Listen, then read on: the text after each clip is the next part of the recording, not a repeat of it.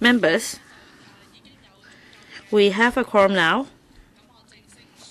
so I call to order this meeting. Information paper issued since the last meeting. Would members please note that 5 information papers have been issued, including a letter from Mr. Dennis Kwok dated the 13th of December 2013 requesting to discuss the issue of Singapore International Commercial Court, and also another letter from Mr. Dennis Kwok dated 17th of December 2013 requesting to discuss the issue of compensation for wrongful conviction.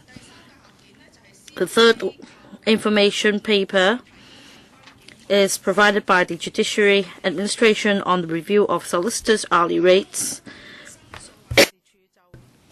and referral from the Public Complaints Office on adding the Independent Police Complaints Council to the list of organizations under the jurisdiction of the Ombudsman, and also a letter from the Department of Justice dated the 13th of January 2014, enclosing an extract of the Secretary for Justice's speech made at the ceremonial opening of the legal year 2014. In relation to CB bracket 4 262/1314 bracket 01, that's a letter from Mr. Dennis Kwok requesting to discuss whether Hong Kong should set up a tribunal for international commercial disputes and to enhance Hong Kong's status as a regional legal disputes resolution center in the Asia-Pacific region. He would like to include this on the agenda item, and also another letter on compensation for wrongful conviction, and also to include the IPCC to the list of organizations under the Ombudsman's jurisdiction.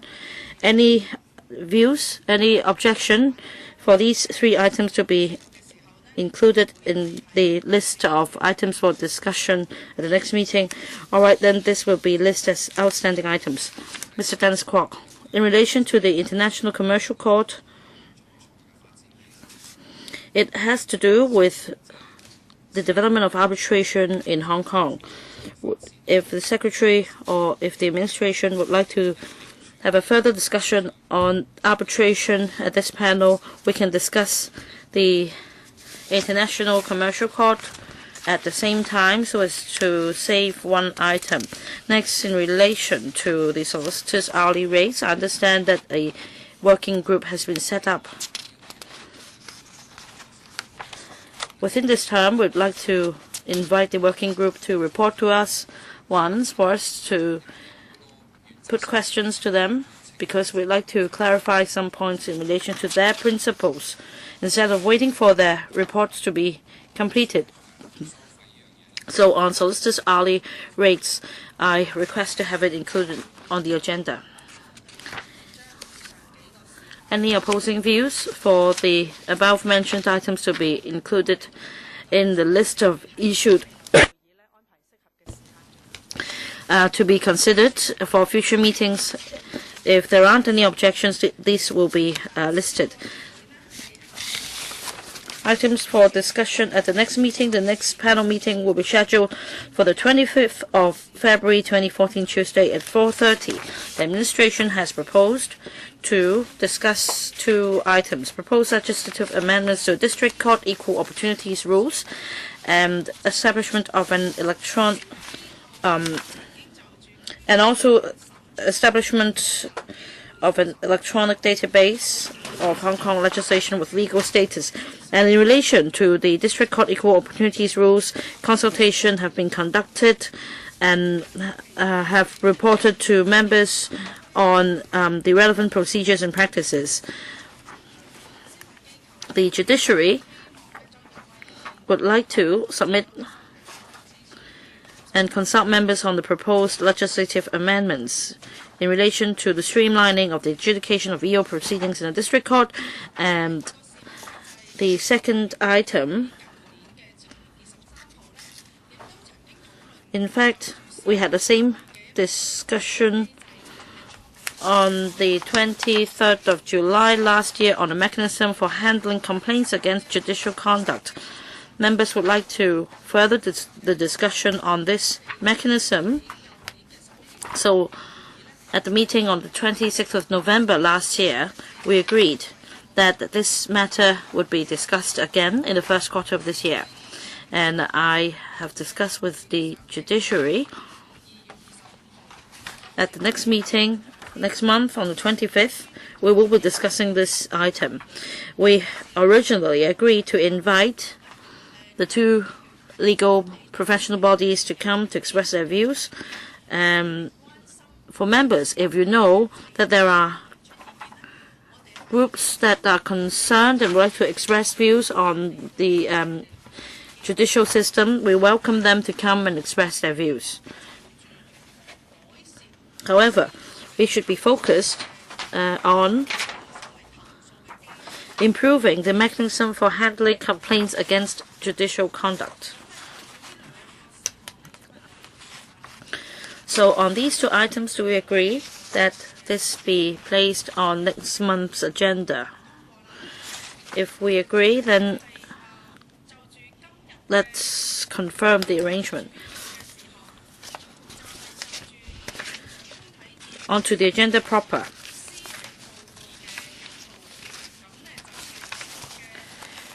Briefing on the Chief Executive 2014 Policy Address, paper number CB-4-322/1314-03, and also LC paper CB-4C22/1314-04, paper provided by the Department of Justice and the Home Affairs Bureau, respectively. And in the paper, the administration would also walk members through new initiatives and measures in relation to this panel as stated in the policy address. So may I invite Secretary for Justice Mr. Rimsky-Yuen and Ms. Florence Hui, Under Secretary for Home Affairs, to enter this conference room and walk us through the papers.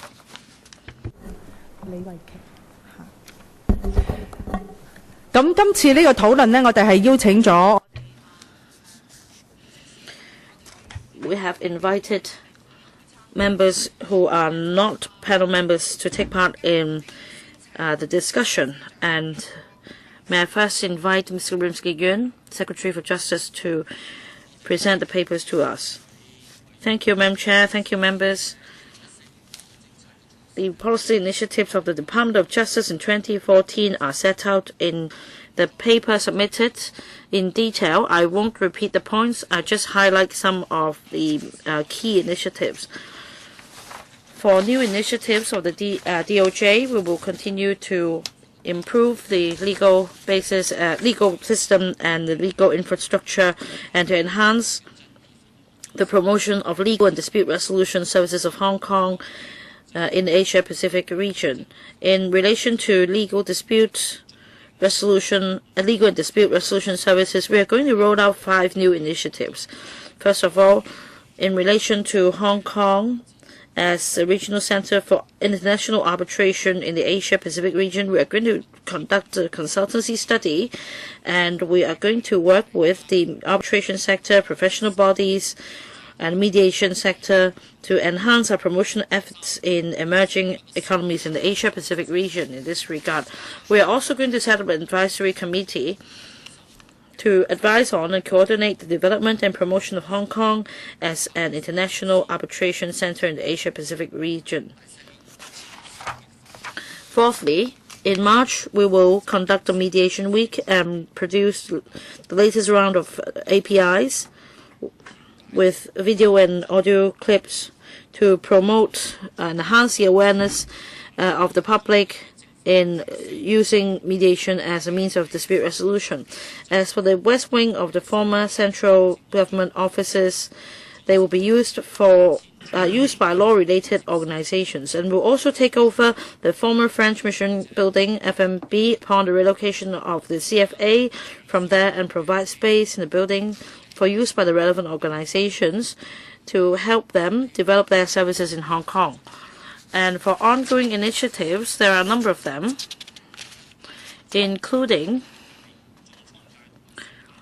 assisting the relevant arbitration sector and legal sector in developing their businesses to offer legal and dispute resolution services in Tianhai and Nansha. And with the help of the Steering Committee on Mediation, we will step up the development of mediation in Hong Kong. We'll also step up create a favorable environment and infrastructure to help the sector develop and the CMAC, the China Maritime Arbitration Commission, we're having discussion with them in setting up a branch office in Hong Kong. As for legal collaboration, this will also be enhanced, and also according to the framework agreement, we will also step up collaboration with Guangdong. And on legal infrastructure, we have a number of new initiatives. In terms of prosecution, we are going to introduce a meet with the public or meet with the community program, and seminars will be set up in schools and communities to raise the awareness of the public in our criminal justice system. And we're also going to roll out a number of programs to enhance training and enhance the transparency and efficiency of our prosecution personnel, and also to promote participation in international prosecution organizations. On law drafting and publication, we will continue to work on the establishment of an electronic database of Hong Kong legislation with legal status, and proceeding with a staged implementation of the legislation publication ordinance. We'll also provide more training and professional development programs to enhance their professional capability. As for legal reform or law reform proposals, we will take forward the contracts rights of third parties bill to implement the recommendations of the Law Reform Commission on privity of contract, and we're going to submit the former proposal in the first half of 2014, and also for another proposal to facilitate the admission in civil proceedings of notarial acts. We will set up a working group, and this will involve the admission in civil proceedings of notarial acts or instruments and foreign business records. We will also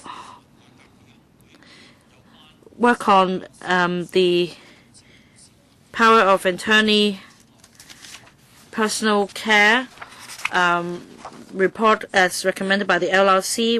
We will conduct a round of consultation, and based on the judgment of the Court of Final Appeal in the W case, we will conduct a detailed study on the points or observations made on possible legislation to deal with the points. I hope that the panel will continue to support the initiatives I mentioned. I'll be happy to take questions along with my team members. Thank you, Madam Chair. Thank you, Secretary. Floor will be open to members for questions. So far, we have 6 members waiting to ask questions, 4 minutes each.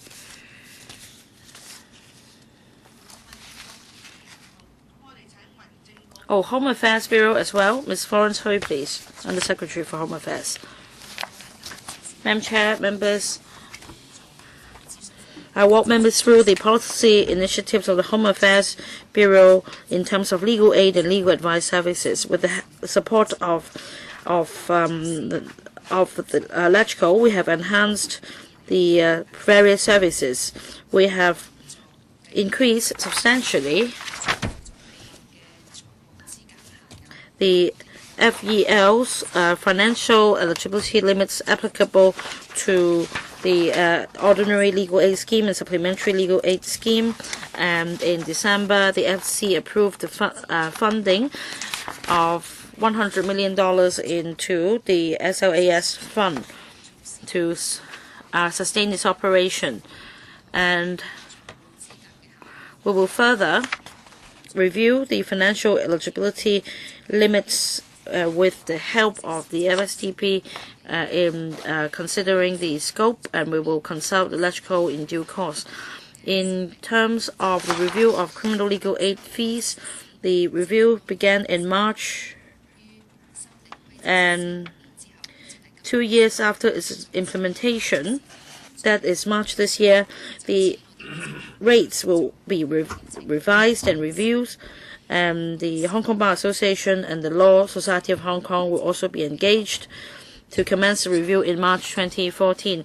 Apart from the legal aid services, the administration will continue to provide free legal advice scheme, including the free legal advice scheme rolled out by the Duty Lawyer Service, in which 9 district officers will provide free legal advice, and there will also be enhancement of the content in the Community Legal Information Center to enhance the public's awareness on the legal matters. And also there will be a pilot scheme to provide legal advice for litigants in person. The pilot scheme was introduced in March last year, and so far we have assisted 514 litigants in person and over 1,000 advice sessions. The government is now looking very carefully at views from the stakeholders as well as the Legal Aid Council, and will come to a decision and make a report to the panel. And all along, the aim of the legal aid services provided by the government is that those with meritorious grounds for instituting proceedings will not be denied the opportunity to do so because of a lack of means. And so, in accordance with legislation, we'll continue to, through the Legal Aid Council and our Legal Aid Service, provide independent and professional legal aid service to the public. The floor is now open. Each speaker will be given 4 minutes, including answers from the administration. Mr. Wong Kok Heng, Mr. Chan Chi-chun, Madam Lee Wai King, Mr. Kwok Wing Hung, Madam Emily Lau, as well as myself, will be speaking in this order, and also followed by Mr. Chung Kok Pan. Mr. Wong Kok Heng, I've got 2 questions.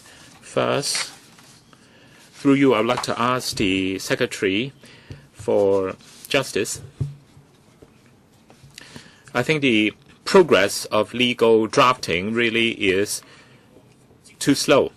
For instance, the rehabilitation or the resurrection of position or occupation order or reinstatement order actually has been subject to a proposal for legal amendments. However, the draft of the amendment bill still has not come to us so far, and so I think the government really has to review this. With regard to law drafting or the drafting of new laws or amendment legislation, the government should consider the possibility of doing preparatory work in the course of policy discussion. Of course, law drafting is a very complicated matter. However, if the government has taken time to lay the groundwork, even during the time during which policy discussion is ongoing, then law drafting can be expedited. So far, we have not seen any signs that the relevant amendment bill is showing any signs of being ready for submission to LegCo, and so this is a big issue. Secondly, about legal aid. So this is for Home Affairs Bureau. Many of the employees actually have won court cases, but because of the winding up of the employers, they have to go after the employers for compensation through civil proceedings, and that is very costly. And that's why they have to resort to legal aid. Unfortunately, legal aid is subject to financial eligibility limit. And the financial eligibility limit actually has to factor in the income of both the employees as well as the dependents on the employees. And as a result, justice is not being done to employees in many cases where actually they have won a battle in court. And so with regard to asset assessment for these employees, with a view to deciding whether or not to grant them legal aid service, I think the limit and also the restriction should be relaxed. Will you consider that? I thank Mr. Wong for his question. Law drafting usually takes the following course. First of all, the relevant policy bureau will have to issue drafting instructions for the benefit of the Department of Justice. And then our drafting division within the DFJ will then kickstart the process of law drafting. In other words, before there are any clear instructions from the policy bureaus, the drafting division of the Department of Justice can in no way start the work of law drafting. As for whether any pre-preparatory work can be done, actually in some of the cases this has already been done by the Department of Justice. That said, not all cases actually are suitable for the early start on preparatory work. And it all depends on whether the policy bureau relevant would like to kickstart such early preparation process. I'll go back to look at the possibility of doing something along the lines of Mr. Wang's suggestion. Home Affairs Bureau, concerning FEL, this actually is a sum total of the asset value as well as the income value of the applicant. And some deductions as required by statutory stipulations will be allowed on the employee's assets as well as income value, including rent paid and so on and so forth. Mr. Chan Chi-chun, I support the government in setting up a very high-level cross-departmental working group as an aftermath of the ruling on the W case. I'd like to know whether this cross-departmental working group actually has any schedule or timeline for completion of its work. I understand that the plan is to have a widespread consultation in relation to the work of this working group. I'd like to know when exactly will it take place. According to your press release dated January 13th, the working group actually has already been set up, and members of the working group have already been identified. I'd like to know what were your criteria in inviting personalities to sit on the working group. I understand that there are 2 personalities from the legal circle to sit on the working group. I'd like to know which one of them actually has any familiarity with cross-gender issue. And how come other personalities have not been invited? Because they could be very familiar with the subject, and also interest groups working for cross-gender group interests have not been invited. Now, as for transsexuals, at the last motion debate, many lawmakers actually had very heated discussion and debates on the definition for transsexuals. And I think we should use a word with wider connotations or wider meanings, such as transgender. But first of all, I think you have to decide whether or not there should be a definition for transsexuals or transgenders. Different people have different definitions for these words. I think from the very beginning, you really have to sort this out. Mr. Yun, concerning the timeline for the work schedule of the working group, I can't give you an answer now, because tomorrow we are going to call the first meeting, and one of the items on the agenda for tomorrow's meeting is to determine the timeline for the work of the working group as well as its modus operandi. And so exactly when will public consultation take place, that will be determined in relation to our decision on the timeline.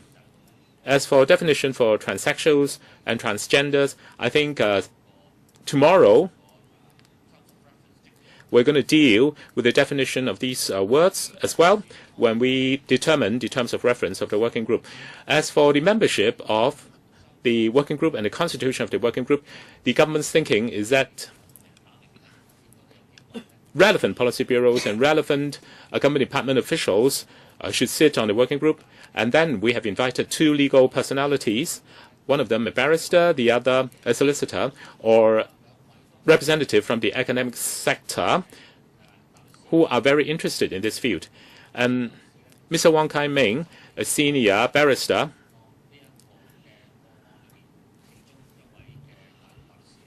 actually is one of the barristers dealing with the W case, and he has done a lot of research in this subject.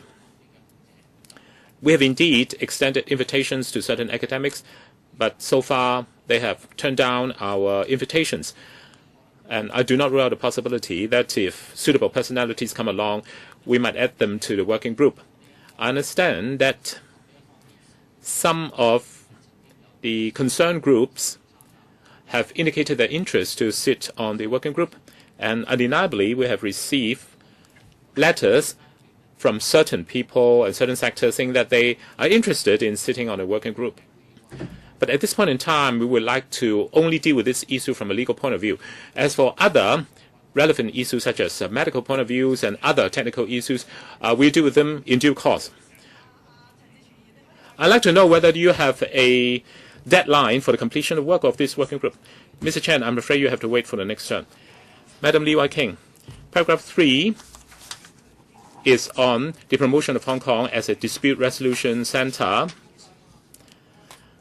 and our services in this area are considered for upgrading and enhancement by the government. I support this. But disputes not only occurred in commerce and industry sector. Here it is worded as if you only focus on commerce and industry sector, but in our community there are disputes happening all the time, especially with regard to buildings, repairs and maintenance. I'm sure people on this council who are very closely involved in district matters would know this. So I'd like to know how the promotion of Hong Kong as a dispute resolution center can benefit district matters as well, so that members of the public would really benefit from the enhancement of Hong Kong's dispute resolution services, rather than only investors from outside and commercial players from outside. And secondly,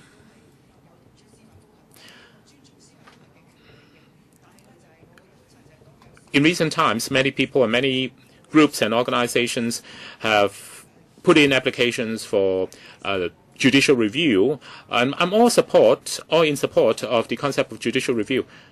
Unfortunately, judicial reviews sometimes can be very time-consuming, and they can be in the way of the smooth implementation of certain policies or initiatives. I'd like to know whether you have reviewed the time consumed by judicial reviews, because if we allow judicial reviews to drag on indefinitely, this will drag the feet of society.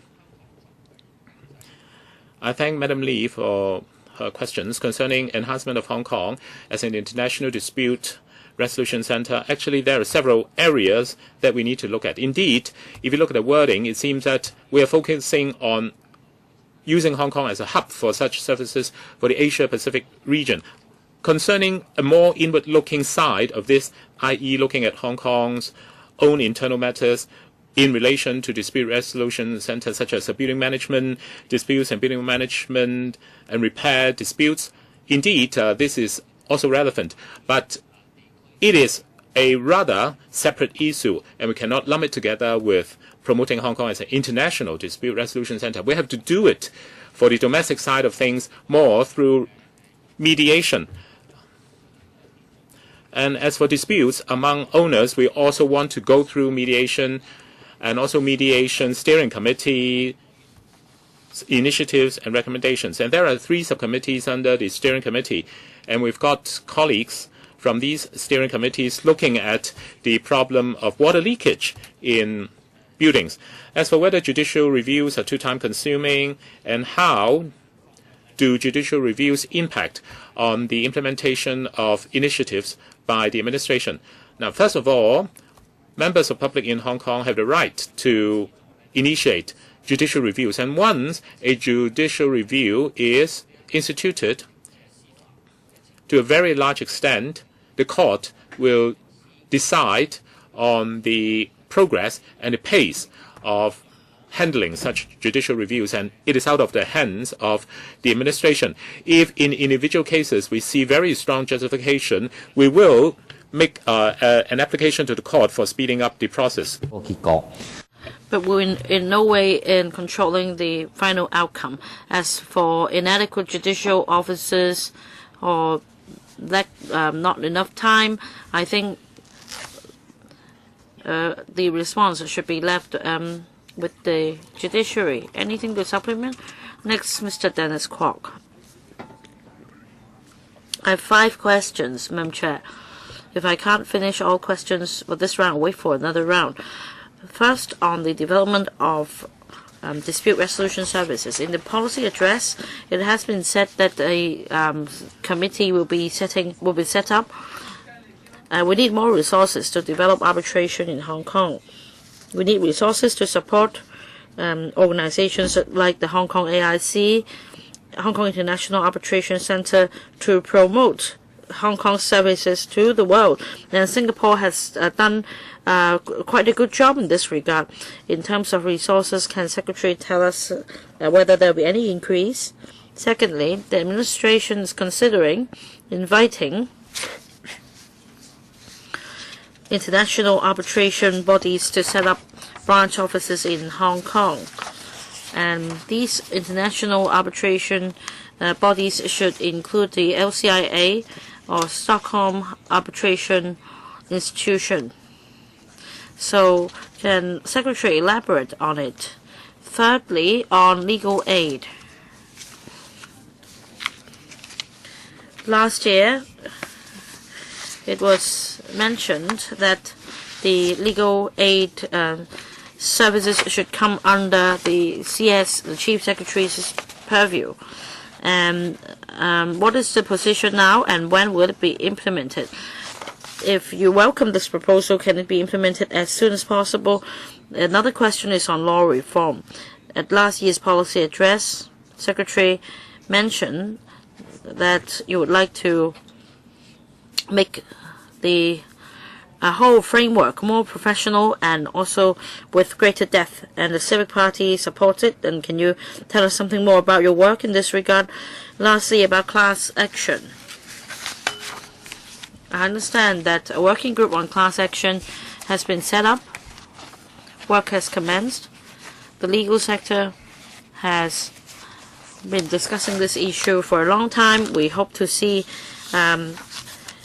this being implemented so that we have class actions in Hong Kong. The 5th question is about criminal prosecution. I welcome Mr. Keith Young to our meeting, and your predecessor, Mr. Servos.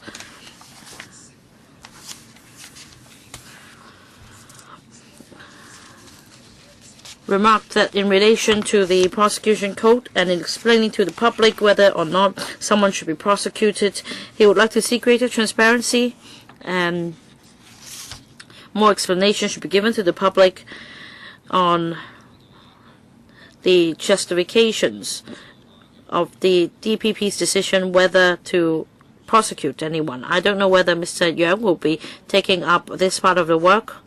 So, Secretary, please try to answer part of the questions. And to be fair to other members, you can wait for the second round to answer the remaining questions. On arbitration, we're all concerned about resources, and this is also one of the reasons why a new committee has been set up.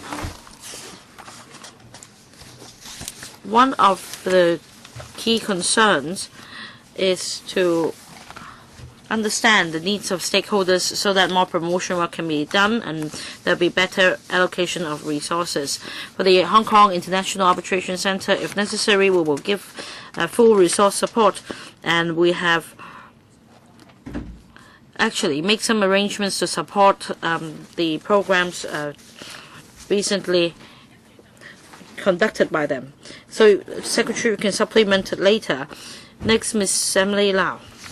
I'd like to ask about independence of legal aid. In the paper, it was mentioned, as Mr. Dennis Kwok said, the LASC submitted its recommendations to revert to the original practice.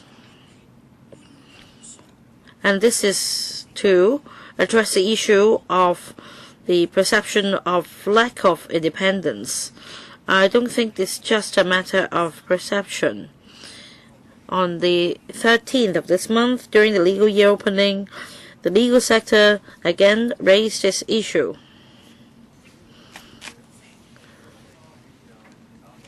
They said it loud and clear that it should be made independent. So what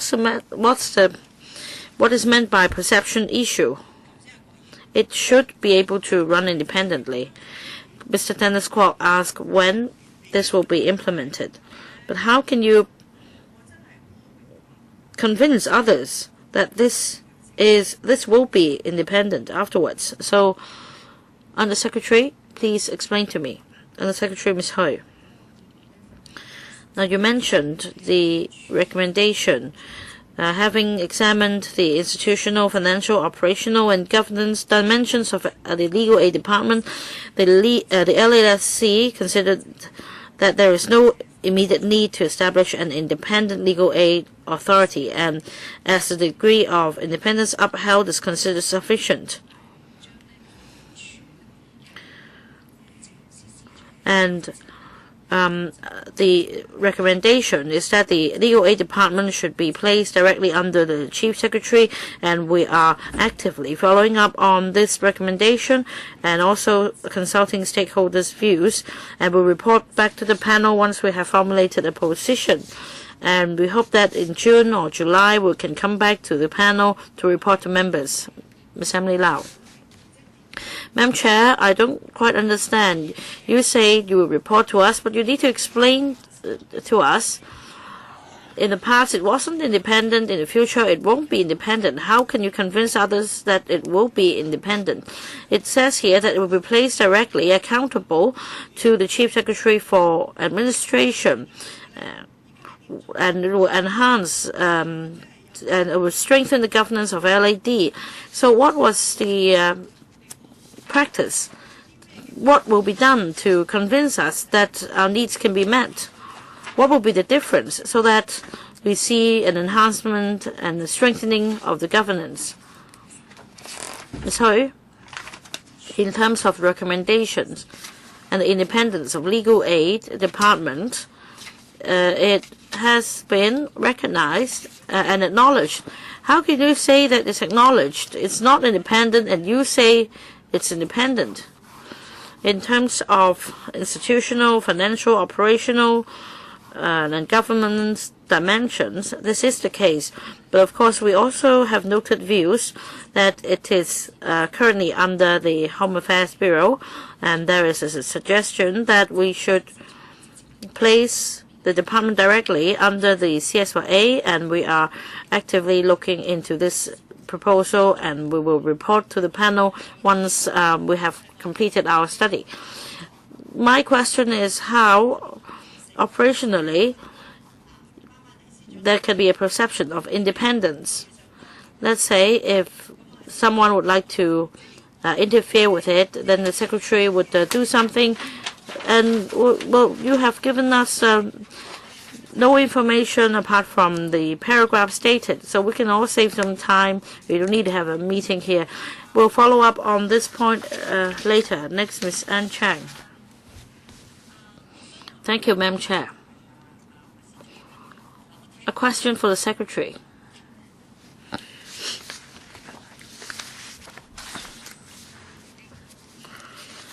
I'm referring to your paper. New initiatives. Para 13, is it? 13E? Or 14? Somewhere between 13 and 14, yes. You announced that you'll be taking over the former French mission building upon relocation of the CFA. So they will be taken over by the DOJ. Is that right? But I'd like to criticize your Chinese. I don't think it's written by you, but anyway, let's see what is written here. I'll try to summarize it.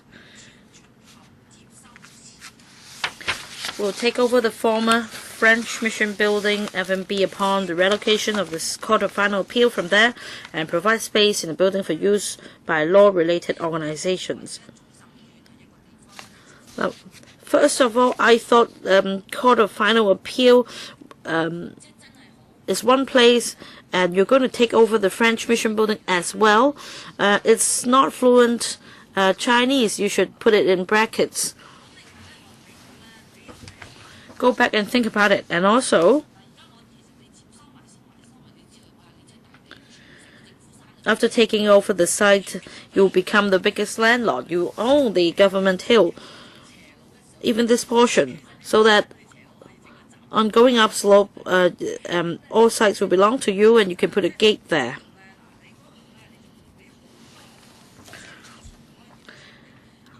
I don't know how many square feet you occupy and how many more you will get. My concern is this. You say that some office space will be provided to law-related organizations, and apart from that, I don't quite understand this part in Chinese. Does it mean some organizations that are not law-related? Secretary. Thank you, Ms. Chang, for your question. In fact,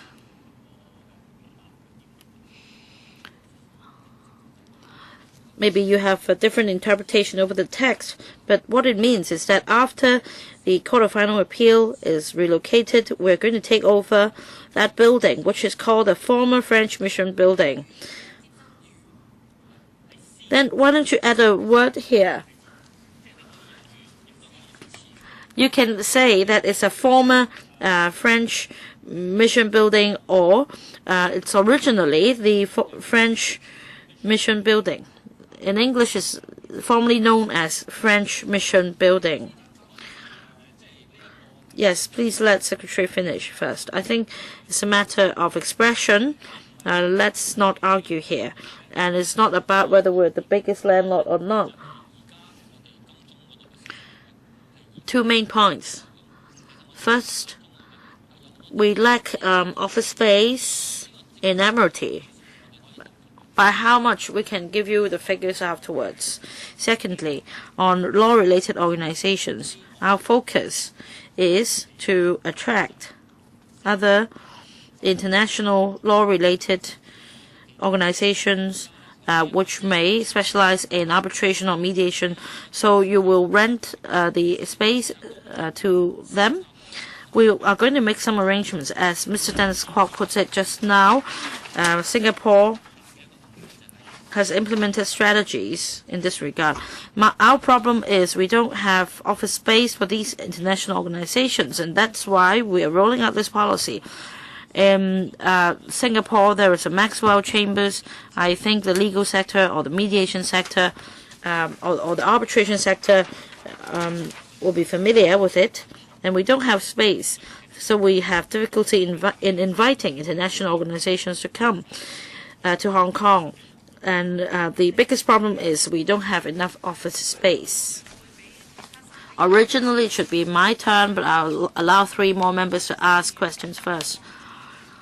Mr. Felix Chung, Mr. James Ho, and Mr. Leung Kok Hong. Mr. Felix Chung first. Thank you, Madam Chair.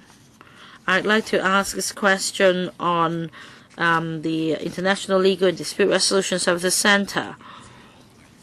It covers a wide scope. In the policy address,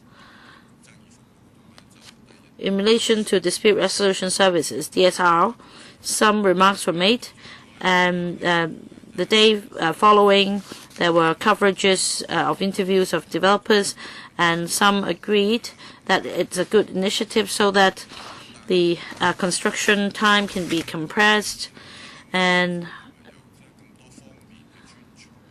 my question is, do we have so many professionals in Hong Kong that can decide on how much land premium should be paid?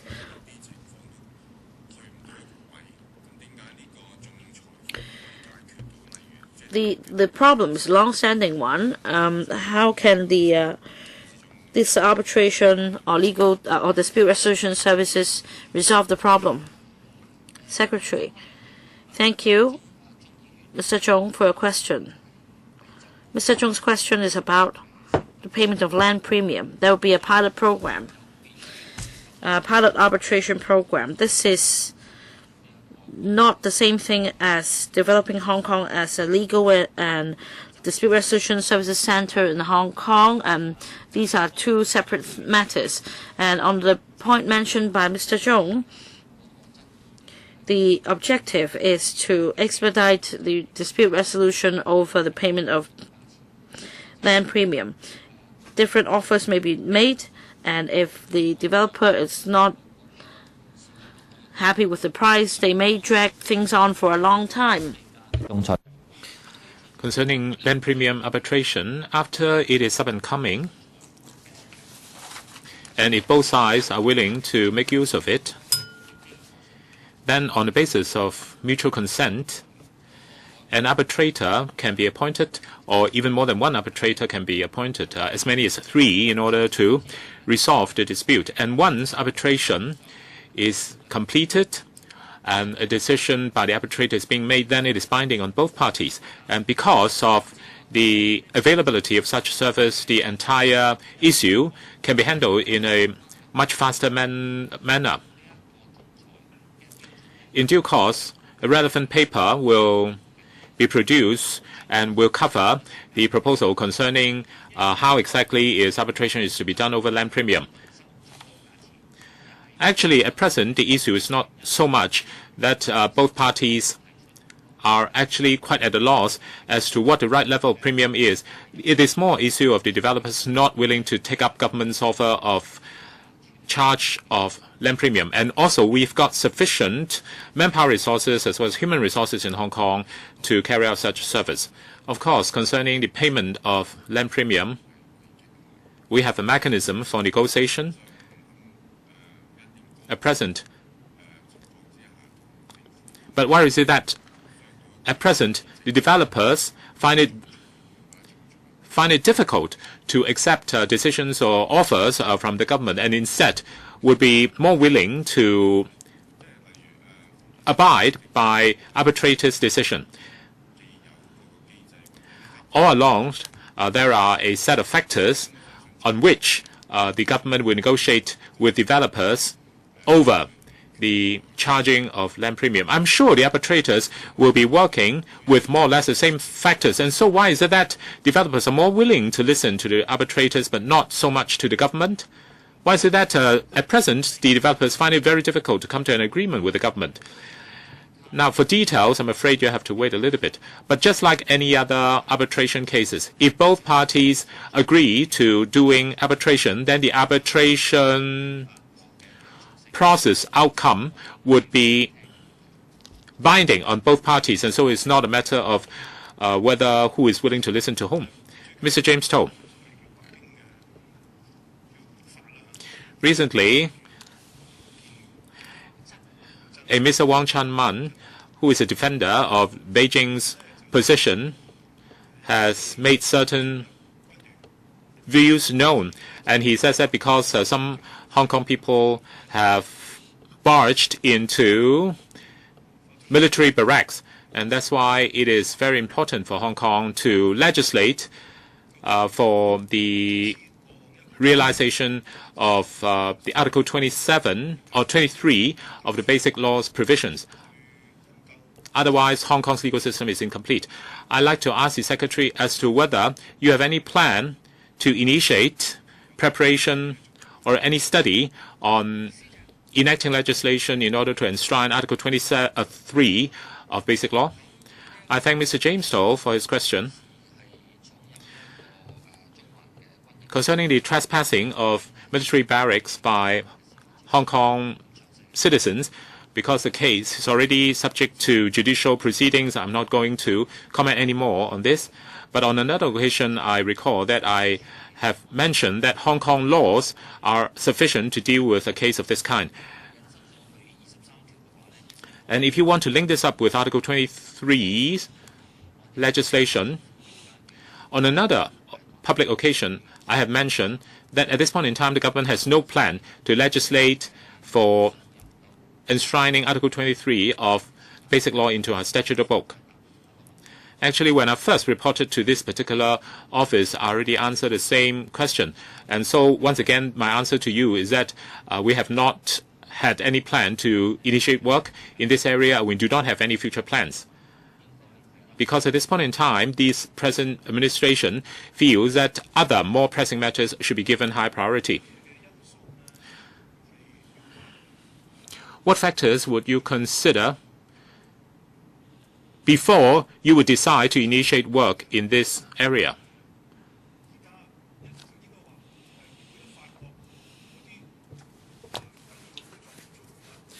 Now, what if all those other more pressing matters have already been resolved?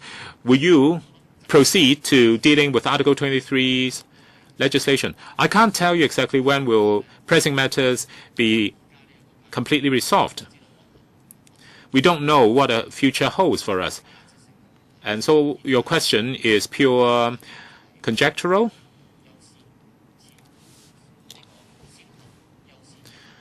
And we have our own priorities. At this point in time, we do not have any plans to initiate work on Article 23.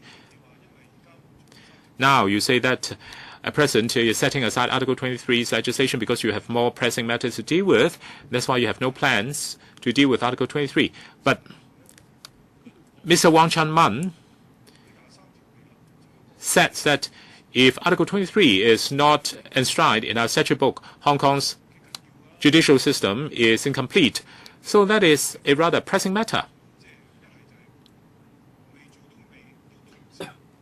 So are you saying that even without legislating for Article 23, our statute book is already quite complete?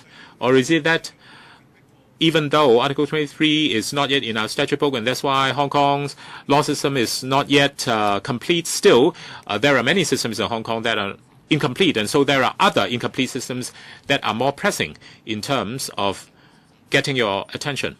Indeed, Hong Kong has a constitutional responsibility to legislate for Article 23. I think the present administration has expounded on this many times. That said, there are many important tasks in front of us. And so, Mr. James Ho has been asking this many times. Is it that he wants us to start working on Article 23 as soon as possible? Mr. James Ho, we've got a second round for questions, and so you can wait a little bit. Next, Mr. Leung Kok Hong. So the Secretary for Justice is a little bit upset, and he seems to suggest that lawmakers want him to move faster on Article 23. But the problem is whether you can withstand pressure from Mr. Wang Chanman. I think Mr. James Ho is trying to help you out, even though it's a constitutional responsibility, but it can wait. Mr. Wang Chanman says that because some person has trespassed the military barracks, and that's why Article 23 must be legislated on as soon as possible. And so do you feel that he is right or he's wrong, Mr. Wang Chanman? I'm sure you are not going to answer me, but you don't have to be upset, because this person is trying to get you move faster on Article 23. You've given us a polite answer. You say that Hong Kong's own law, as it is, can deal with this case, and so I think it's already a slap on Mr. Wang's face. Now, about legal aid. And we already objected to putting this under Home Affairs Bureau, because Secretary for Home Affairs really knows nothing about legal aid. And so it's like putting a layperson on this professional service. And if you were to move it under Chief Secretary, probably it's an enhancement in credibility, and Chief Secretary might be a little bit more conversant with legal aid,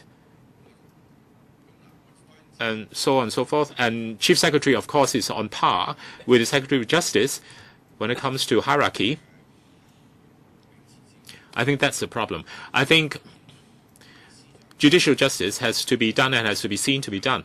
And if you were to move this back to Chief Secretary's ambit, what benefits can it bring? We don't want to see you making only a cosmetic move. Are there any ways for you to make the legal aid authority, which is supposed to oversee legal aid services, more transparent? I think the Chief Secretary is already having her hands full. Is the legal aid authority going to oversee the running of legal aid services? Previously, Mr. Chen Mao was the person in charge, but now he is being moved elsewhere to undertake other tasks. As for arbitration services, which is matter of concern for Mr. Chong Kok-pan, obviously. Now, suppose the government has to resume a lot, say in accordance with Article 105 of Basic Law, you have to resume a particular plot. Can you make use of the arbitration center to force the other side to go for arbitration? Or is it that you have to have the consent of the other side of your counterparty before arbitration service can be resorted to? Now, first of all, I have to thank you for your question. And secondly, I am not upset. I'm just saying that our position on Article 23 is already very clear. We don't need to explain ourselves anymore on this. As for arbitration, it's mentioned by Mr. Leung Kok-hong, the arbitration under our planning is just like any other regular arbitration. It can only be resorted to when both parties are in consent of using arbitration services. And if one of the parties does not agree to using arbitration services, then arbitration services will not be used. We cannot force arbitration on any party. And so, concerning arbitration proposal, as it is in our plan, we cannot force the other side to go for arbitration. And so for Article 105, if you want to resume a piece of land, you can simply proceed with it. Say, for the sake of great public interest, you can simply proceed with resuming the land without resorting to arbitration. Mr. Leung Kok-hong, I'm afraid you have to wait for the next round. We are not talking about land resumption here. Now, for land resumption cases, they are already governed by relevant ordinances in terms of calculation of compensation. And the courts sometimes will deal with such cases. As for the pilot arbitration program, it can only be kick-started when both parties are in agreement. Okay, I understand. So land resumption is not covered. Now, my turn. First of all, I welcome introducing arbitration services to deal with cases concerning negotiation over land premium. I don't know whether this can be extended to cover building management disputes, and this was already touched on in the last term of Legislative Council and is still ongoing.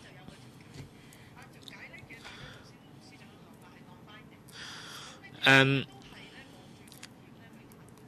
mediation gradually now was being used more, but still mediation would not be conclusive in some cases, and some people still had to go to court, and that was very painful.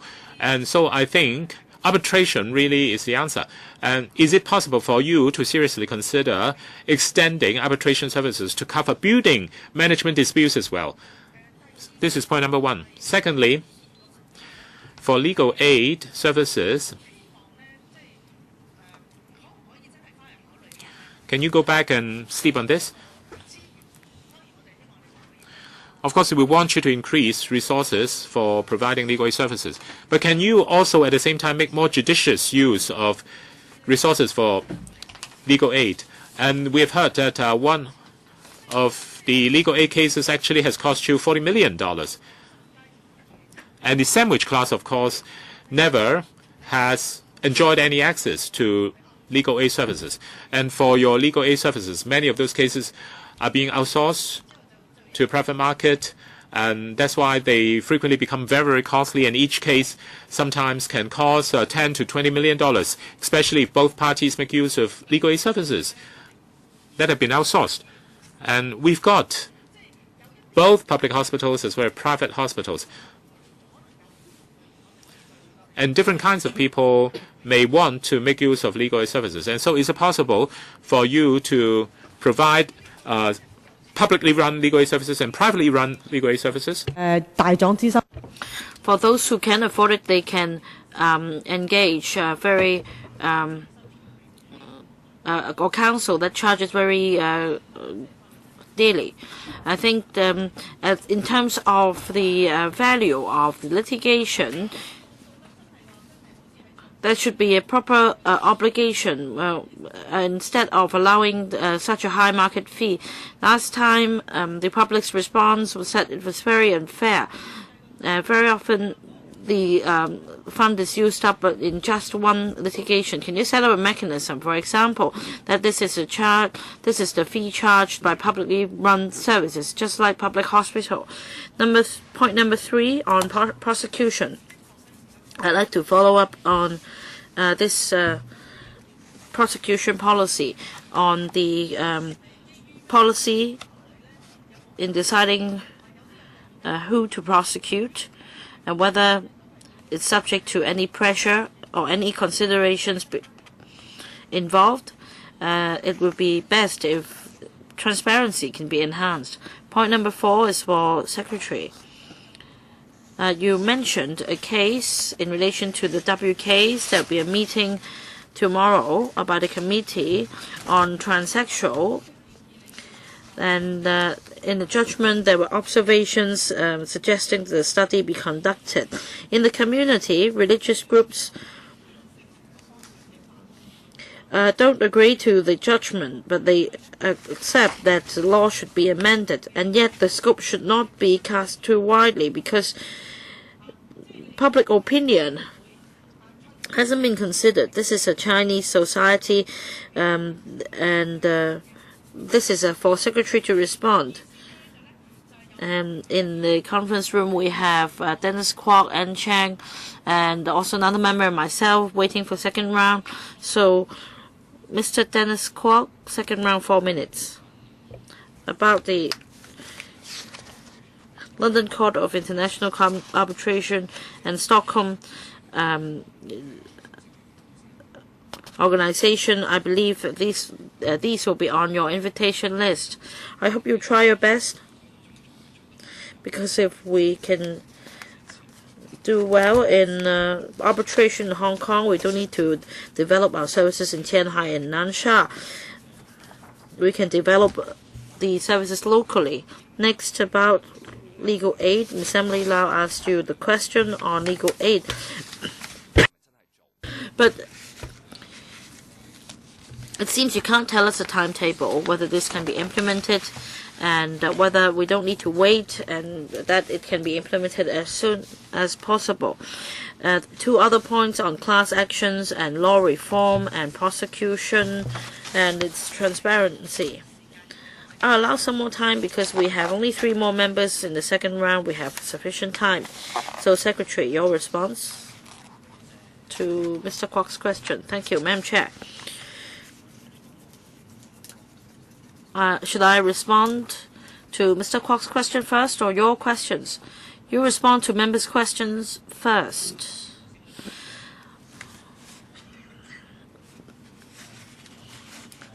To respond to Mr. Kwok's question, he mentioned some renowned arbitration organizations in the UK. And so far, we have approached some arbitration organizations. I think it's not appropriate to disclose too many details here. What's important is that for internationally renowned organizations, we're interested in them. As for Tianhai or other places in the mainland, our position is that we need to tap into these markets at the same time. These are separate markets, And since the setting of the free trade zone, or since the concept of the free trade zone in Shanghai was floated in Qianhai, Hengqin, and the free trade zone in Shanghai, or other possible free trade zones in the future, we'll consider all these in the future. As for class actions, at present, a working group has been set up, and as I understand, the working group is working according to schedule, and frankly, there are divergent views in the community in this regard, and we need to consider various views in the community. On the whole, the progress is good. On prosecution, we agreed that on prosecution cases involving public major or overriding public interest, we agree that there should be more transparency, and we will explain in greater detail the relevant decisions. However, decisions can only be made on a case-by-case basis. Anything to supplement, DPP? It is very important to maintain an impartial and transparent prosecution policy. The prosecution code announced last year made a very detailed description in this regard, in particular in paragraph 23, or code number 23, and the Secretary talked about public opinions. And I can say that for the cases I came across, I myself can explain in every case the reasons for whether prosecution should be instituted. And there are other considerations and factors. For example, first of all, if we were to explain the reasons for instituting prosecution, it might affect the fairness of the trial. And when we decide not to prosecute, first of all, it will be based on the strength of evidence, and secondly, on submissions provided by the suspect. In particular, the submissions may contain their personal circumstances, their health, and the background, and if these are also included in the reasons for the decision, this may infringe upon the privacy of the suspect. Also, a point on law reform. Well, we can relax the time limit because this session will last till 6. Any more questions? No? Ms. Ann Chang, your turn. Secretary, in short, heed the views. If you have heard the views, the paper isn't prepared by you. Maybe it was prepared by the Secretariat. There's something wrong in the Chinese text, so don't be so defensive. So think about it. On the 19th of November, in the newspaper, about the acquittal of 2 LSD members over the case of microphone grabbing, and also another case, the acquittal of another indecent assault case suspect because of wrongful prosecution, and also another article on a similar subject, and another case the prosecution made embarrassed themselves over the case of indigenous housing. So you may have millions of reasons to defend yourself. I can put up even more reasons if I were to defend myself. So that's a very simple matter. Everyone is laughing at the Chinese is poorly written. you are the Secretary for Justice doesn't mean that you're always right. A judge isn't always right. And the other day you came out and say that we mustn't criticize judges. And I received many complaints. Why is it that judges cannot be criticized? If judges have made a mistake, why can't judges be criticized? Then every Hong Kong people will have to put up with something like this. You must admit it. If you have made a mistake, even courts would go wrong. The judges are not omnipotent. Even in this case, you might believe that you were right in prosecuting somebody. Why is it that in court he was acquitted? So sometimes you could be wrong. Sometimes the court could be wrong. As we improve our judicial system in Hong Kong, we need to think about it. Madam Chair, I think more time should be given in the first quarter of this year, and we should avoid having so many wrongful prosecution cases in Hong Kong. In the future, we don't want any citizen of Hong Kong who may be wronged and for those who should be prosecuted, they should be prosecuted. I get really upset. Secretary, thank you for your question and your comment.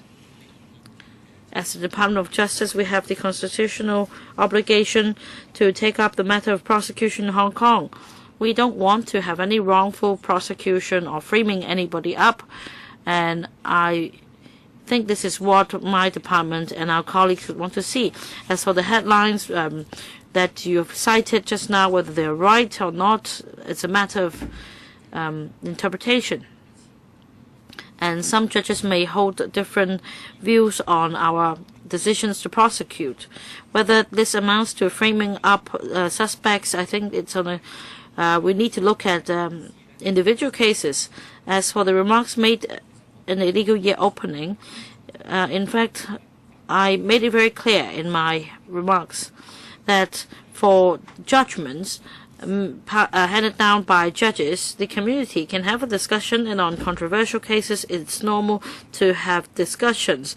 However, there is a line to be drawn as far as the laws are concerned, and there is a mechanism to deal with judges' observations. If there are views on this mechanism, you're welcome to air your views, but we must not cross the line as far as the laws are concerned.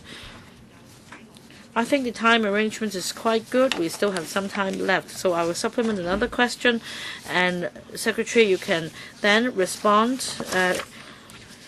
to all the questions which you think supplements are necessary. Second round, Ms. Emily Lau. Let me welcome the Director of Public Prosecutions, Mr. Keith Young. This is the first time he is attending LegCo, and just now members have asked questions about prosecution policies. And members as well as the general public are concerned about it. It should be handled in a fair and impartial manner. And yesterday, the ICAC, which has several advisory committees, made some remarks about the ICAC cases, and questions were asked about some major cases into which the ICAC is investigating, including the former chief executive and former chief secretary, and also the former ICAC commissioner. And questions were asked as to why it took so long for these investigations to complete. And there were remarks about the high threshold, etc. I hope officials responsible for it should understand that if things are being dragged on for too long, the community may not know why. Of course, I know that you will not disclose the details of individual cases, but you should also understand the public sentiment. They are getting anxious. So it seems from the remarks they made yesterday, the ball is now in your court. It's difficult to explain to the public why it's taking so long. So just now, members also suggested that you should enhance transparency, explain to the public why it's taking so long, and if you decide not to prosecute, you should explain very clearly. I hope the DPP can explain in greater detail to us. Thank you, Ms. Lau. I've heard you loud and clear, and I agree with you, and I also understand your point. However,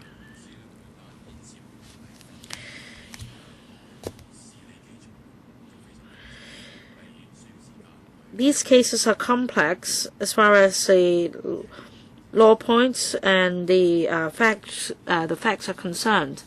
Time is needed, and yet I understand your concern and also the general public's concern. We'll try to work to the best we can in deciding whether to prosecute or not in a particular case. As Secretary put it just now, I agree with Secretary that it is important that we explain, in particular in major cases, whether we will institute prosecution or not. If possible, I'm inclined to giving more explanation instead of using very perfunctory reasons like we've considered the strength of evidence, etc. And in our prosecution code, it also clearly sets out the importance of having a fair and transparent prosecution policy. Concerning the decision whether or not to prosecute, it is down to you. It's your decision. And I don't think there should be any possibility of such decisions being made by the chief executive instead. And so can you confirm or deny this? In all the cases that I've come across and in all the decisions that I've made concerning prosecution,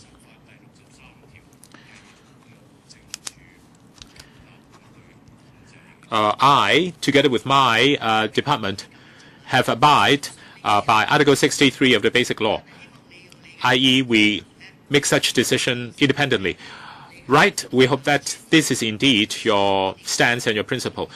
Because there have been a lot of rumors in community, and so we hope that you can really follow this principle very faithfully.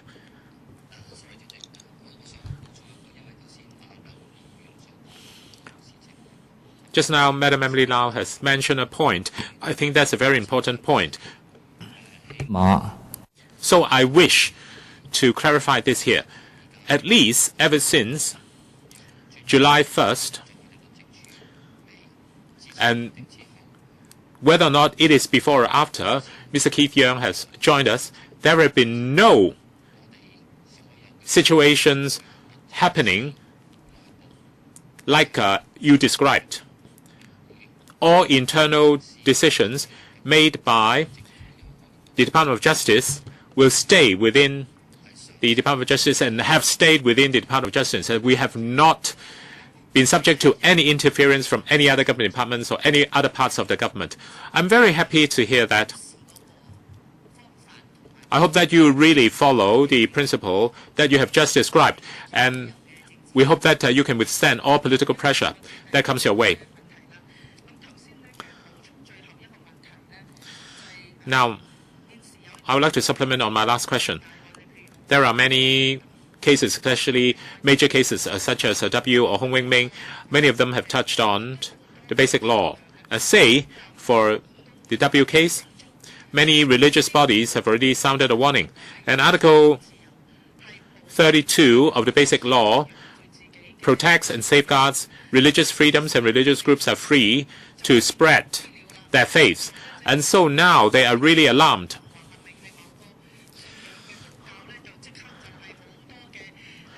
Say a school organizing body that is running a particular school in accordance with certain religious beliefs, they are now subject to a lot of pressure.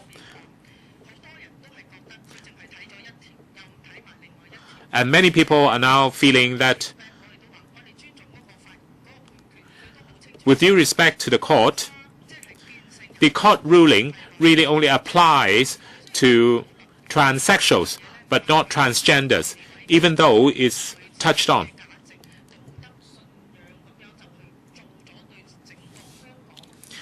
And we also find it questionable for just several judges to make a decision that would impact on Hong Kong's overall social values and religious values and so on and so forth. And that's why you have a very big task in your hand. And if you don't handle this with care, this could become very, very divisive in Hong Kong. And many, many people are now watching you, whether you are safeguarding religious freedom as well as you are safeguarding the rights of the transsexuals and the transgenders. And I have asked several earlier questions earlier on, and so would you care to respond to them?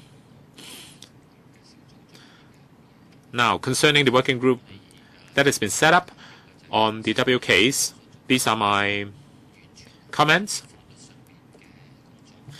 The working group is only carrying out tasks that are required within the law.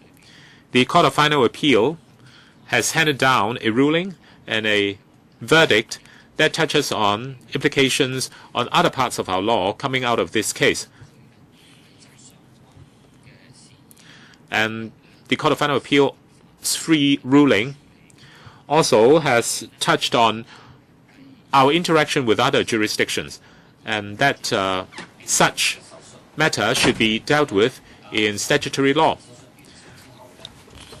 Some persons may choose to go through transsexual operation, and issues, technical or otherwise, coming out of such operations and coming out of such change of identities, we have to face up to, we have to deal with. And we have witnessed that other jurisdictions have dealt with such cases through statutory law. And that is exactly why in Hong Kong we are now setting up this working group to oversee this.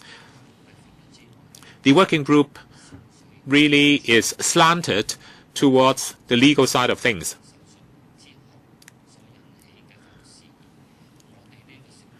And the working group is looking at legal issues coming out of transsexual operations. And the working group is not meant to look at religious beliefs as well as gay marriages and the rights to gay marriages and so on and so forth. Indeed, we want the working group to only look at matters coming out of the W case and should stay within the ambit of the W case and its ruling. Home Affairs Bureau, I'll ask Director Mr. Kwong to respond to questions from Mr. Leung. Now, concerning the litigation costs for civil cases that are subject to legal aid, we have a very good monitoring system. The final court costs or litigation costs, and this is actually determined by the court, the High Court rule. And so for civil cases litigation costs, this is determined in accordance with the High Court rule. And so we already have a very good monitoring system. Now, what about there is any possibility of lowering legal aid fees so that the pie becomes larger and more people can benefit from it? So can you at least consider this? Can you at least consider what we said here?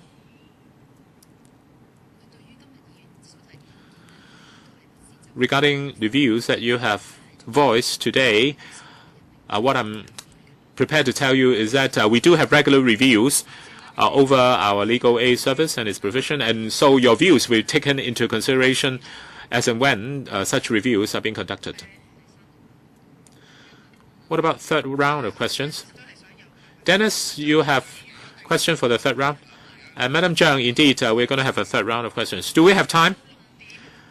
We have up to 6:10 for this agenda item.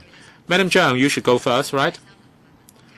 Mr. Dennis Kwok should go first, and then I'll go after him. So we have up to 6:10 for this agenda item. So indeed, you still have some time.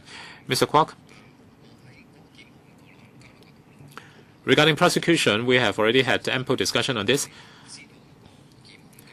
But the matter remains that when the public learned of a prosecution decision, they would also like to know the rationale behind such prosecution decision in terms of public interest. I think at present, the guidelines don't really have too much coverage on matters relating to the public interest.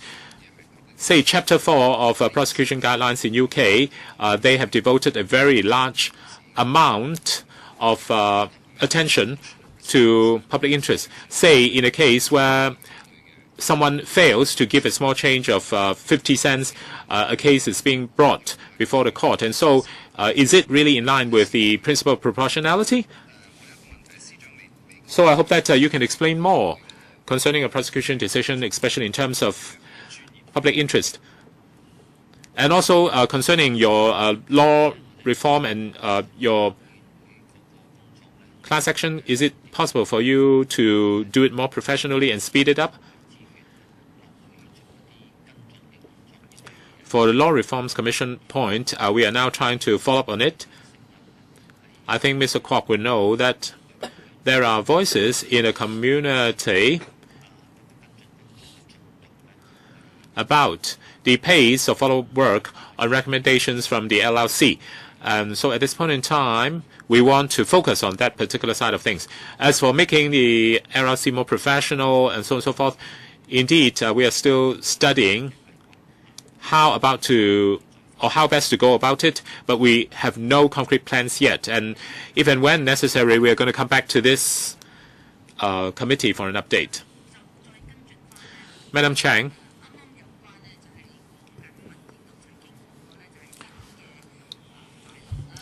The paper mentions the relocation of Department of Justice's officers and so on and so forth after the relocation of the Court of Final Appeal. I'd like to know what criteria would you adopt in determining which of your divisions will be eligible for moving into the new office spaces. I thank Madam Zhang for the question.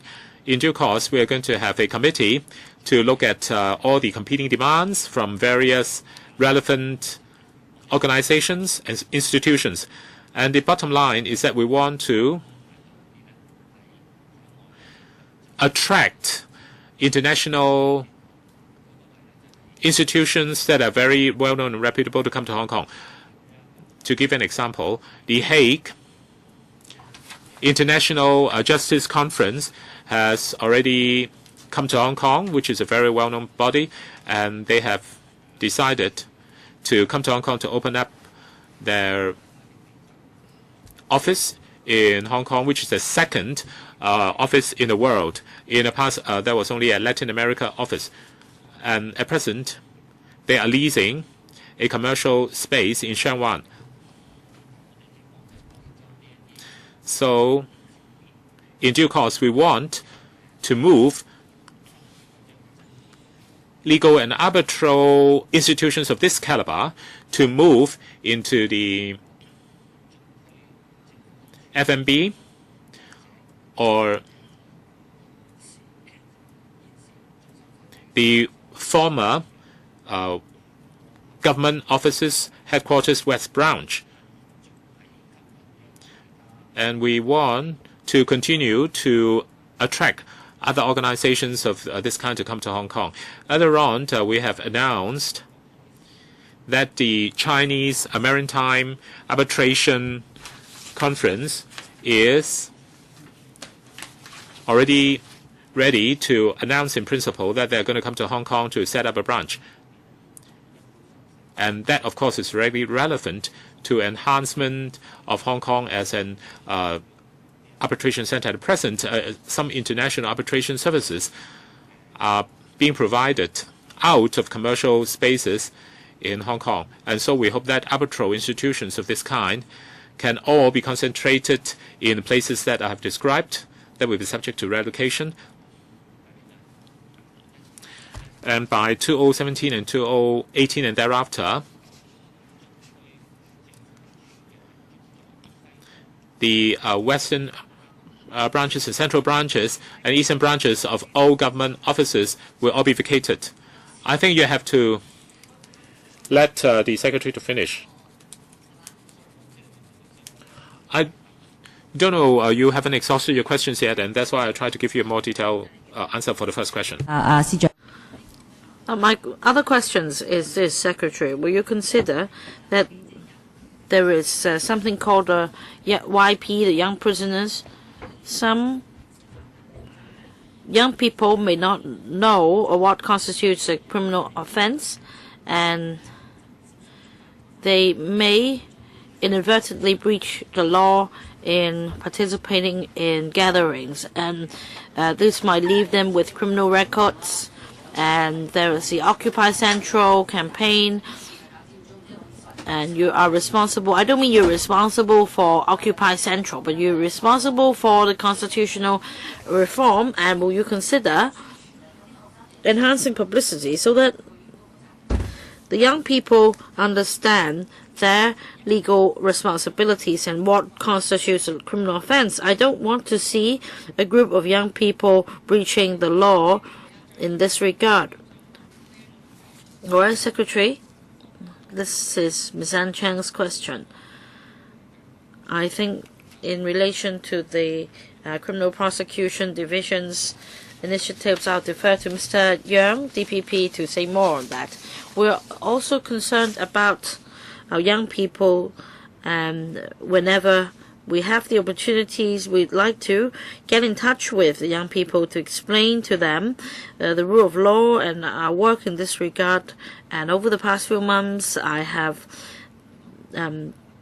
taken part in some activities explaining the work of legal development to our young people. So I very much agree with what you say just now, Mr. Yang. Well, these concerns, as you mentioned, have driven us to formulate this plan. We will consider going to youth centers and schools, and we have several ideas in the pipeline. For example, what is meant by trial society, unlawful sexual intercourse with underage girls, drug abuse. These are things that frequently happen to young people and around them, and they should be well informed so that they don't have criminal convictions. Thank you, everyone, for attending. And will arbitration be introduced to the community level disputes? Please consider it. And there are also resources for legal aid. This is also a concern of the panel. Will you consider providing more resources to help more? So thank you for attending, and I hope that you can report back to us when we have follow-up questions.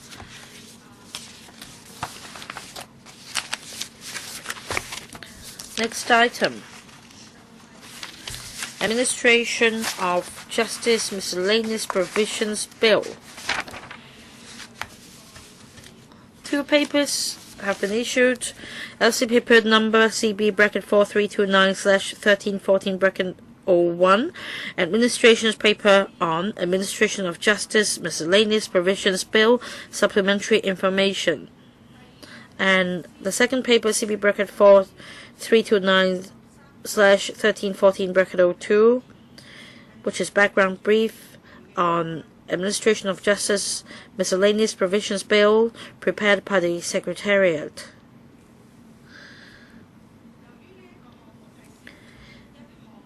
As this item involves a legislative proposal, all other members of LegCo are invited to join the discussion of this item. So may I first invite the administration to walk us through the paper.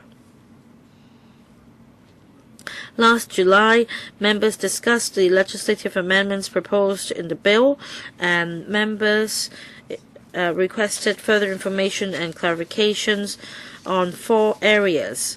And today, the judiciary has issued a paper in response to these requests. First is about appeals in civil matters to the Court of Final Appeal. The judiciary's suggestion is to repeal Section 22(1)(a) of the Hong Kong Court of Final Appeal Ordinance, so that appeals in civil matters would no longer lie to the CFA as of right, and all such appeals, whether or not the matter in dispute amounts to or is worth more than $1 million, would become subject to discretionary leave. We'd like to reiterate that in principle, the relevant provisions are not appropriate. The present system will cause uncertainty, extra costs, and litigants may, with justifications, may experience delay and also justice being denied. And this is also contrary to other common law jurisdictions systems. And in relation to the other point, it's about the district court's delivery of reasons for verdicts and sentences in criminal proceedings in the district court. The judiciary's proposal is to amend Section 80 of Cap 336 to dispense with the requirement for a district judge to orally deliver the reasons for the verdict in any sentence, so that judges would have the flexibility to hand down the reasons for both a verdict and sentence in writing, direct in appropriate cases. And some members offered some views at the last meeting, and we reviewed the existing arrangements. There will be changes.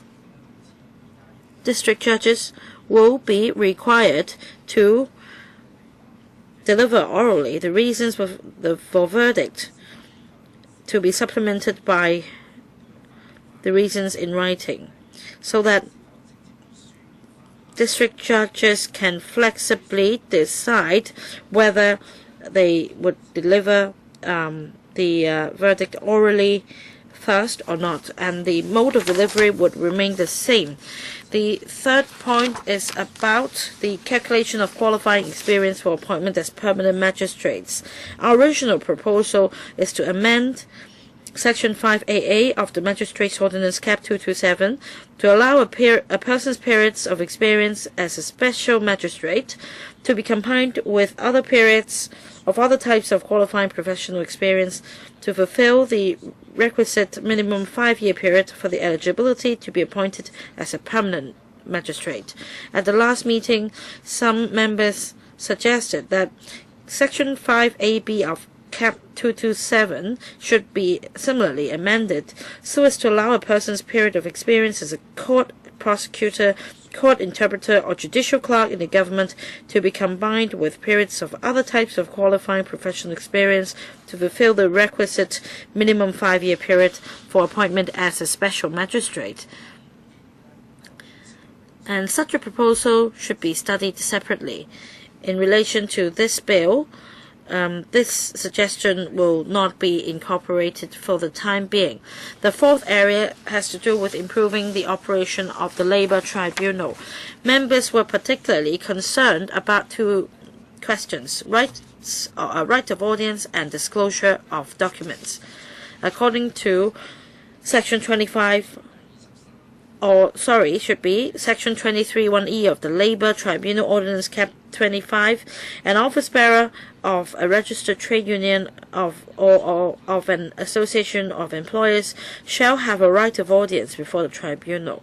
However, the office bearer must be authorized in writing by a claimant or defendant to appear as the representatives, and leave of the tribunal must be obtained before the office bearer could exercise the right of audience. In our bill, we don't suggest changing this well-established arrangement.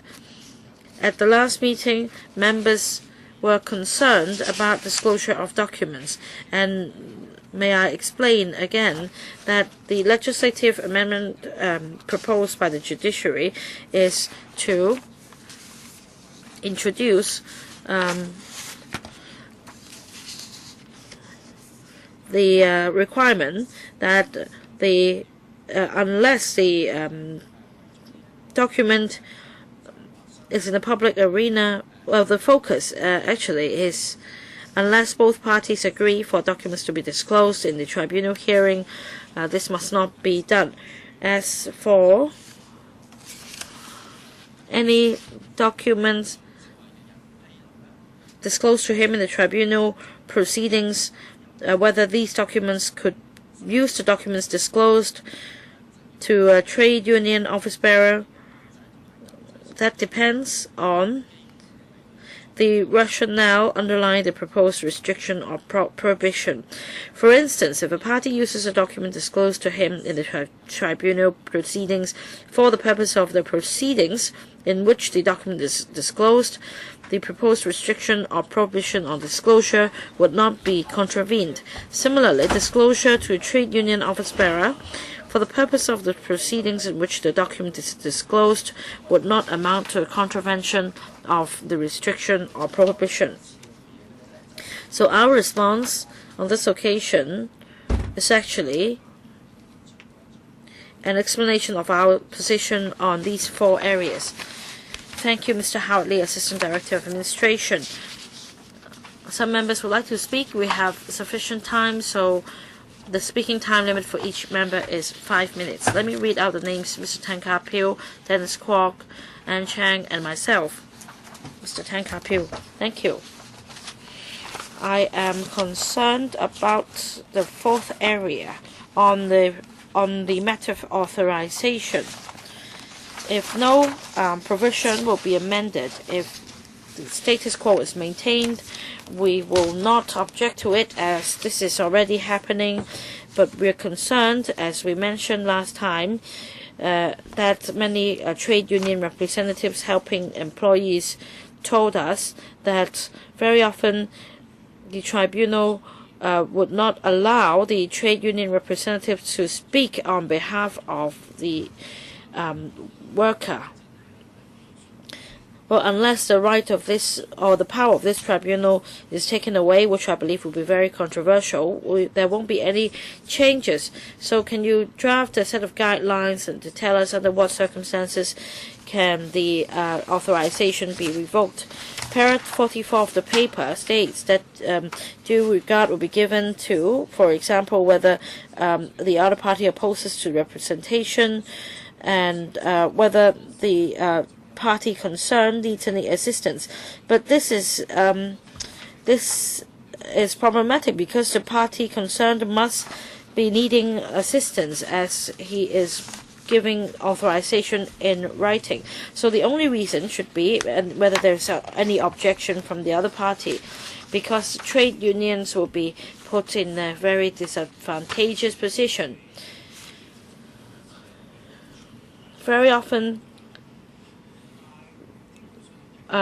claims involving smaller amount will be dealt with during conciliation meetings with the Labor Department, and larger disputes might involve larger companies, for example, whether there should be any overtime pay. It's a big problem if trade union representatives are not allowed to have right of audience. The other point is about disclosure of documents. I don't get it. With the proposed amendments, both parties will be encouraged to disclose documents. If they're in a hearing, of course they will disclose documents favorable to themselves, and the tribunal officer should have the power to order disclosure of documents by one party instead of resorting to legislative amendments. I don't believe anyone would disclose documents not unfavorable to them. I don't know whether this effect can be achieved through legislative amendments. The other point is, for example, the employer has given or disclosed some documents to the employee, and the employee might find this favorable to their case, and the trade union might then photocopy that document to other members to facilitate the claimant in looking for witnesses. For example, will this be breaching the law? Silly. Well, we've asked the tribunal officers, and for rights of audience of an office bearer of the trade union, usually approval will be given. Of course, there are cases in which the application is rejected, but it's hard to generalize individual cases. In paragraph 44 of the paper, it's the considerations or factors to be considered are set out, including the view of the opposing party. And of course, we have to consider whether the client really is in need of help. And if an application for a TU representative to be given right of audience has already been made, I think it's fair to assume that the client already is proven to be in need of assistance. Now, as for disclosure of papers, as paragraph 46 has pointed out, the amendment is really to encourage both parties to disclose papers as much as possible in order to help the tribunal to deal with the case as fairly as possible. And the point is that such documents are disclosed for the benefit of the law. And I can't be specific about as to what documents should be allowed and what documents should not be encouraged to be disclosed, and so on and so forth. And as we have mentioned in paragraph 47, the final point for consideration is whether the disclosure is to help with legal proceedings. So, if the documents are disclosed for the sake of smooth legal proceedings, then it would not be in violation of the restriction or the injunction. Mr. Tang, are you going to be very lengthy with your questions? Okay, you're willing to wait for the next round. Mr. Dennis Kwok, about the right of appeal to CFA. And the reason why we have reservations is because if you look at Annex A of the paper, in 2012, 27 civil cases have been subject to appeal to CFA, and only 6 of them have been made as a matter of right. So what is clear, also from the statistics, is that 1/3 of the cases actually have been ruled favorably by the CFA, and so the appeal to CFA as a matter of right is really very important. If you look at Annex 3, Annex B and C, it is said that the success rate for granting of leave is only just above 10% in the past, and recently 28%, still very low.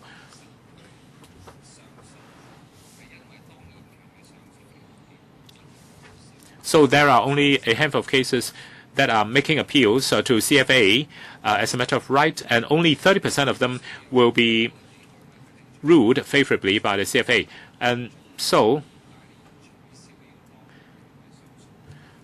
it's difficult for you to advocate the cancellation of such right on the basis of statistics. The Barrister Association has indicated support for this proposal. Unfortunately, it has not given any grounds, which is very rare, and we don't know why not. So this is my worry.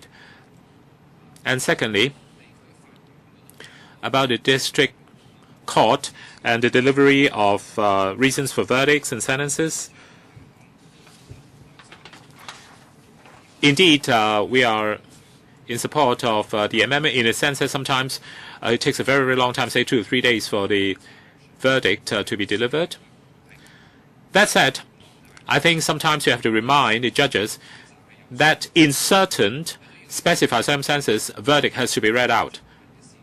And even failing that, there should be sufficient time for the clients and their legal representatives to go through the verdict in detail and to understand and comprehend the verdict sufficiently. Mr. Lee?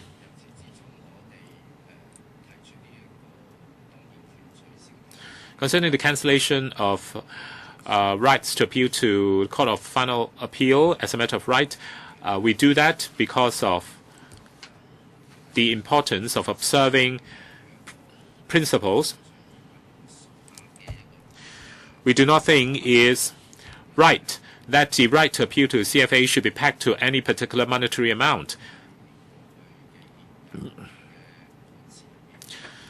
And different judges of the Court of Final Appeal in their verdicts have indicated on several occasions that the Court of Final Appeal should not be regarded as another appeal court, because under our legal system, we already have an appeal court to deal with appeals. And Court of Final Appeal should only deal with very special and justifiable cases. And thirdly,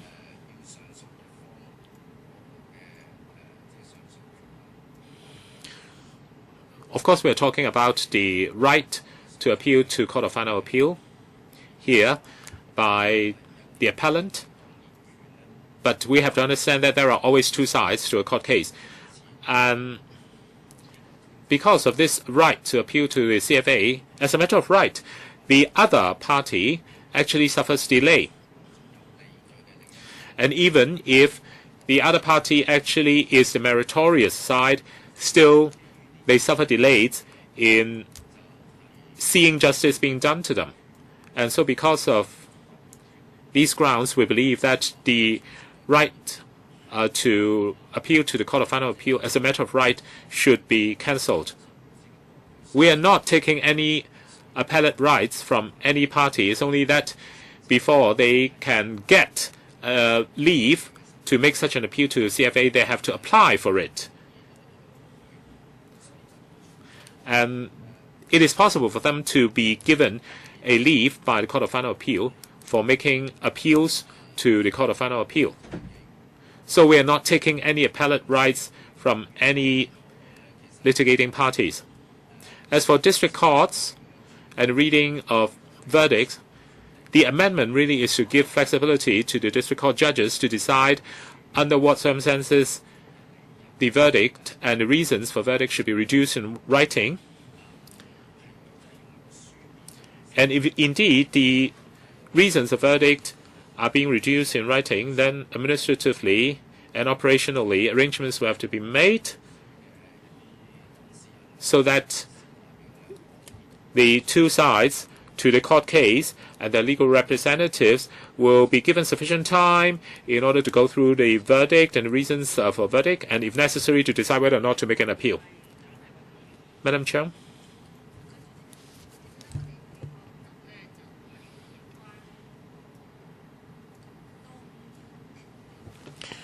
Regarding the appeals in civil matters to the CFA as a matter of right,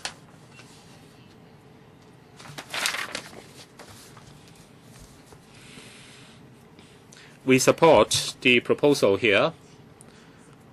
We do not believe either that it should be pegged to any monetary amount.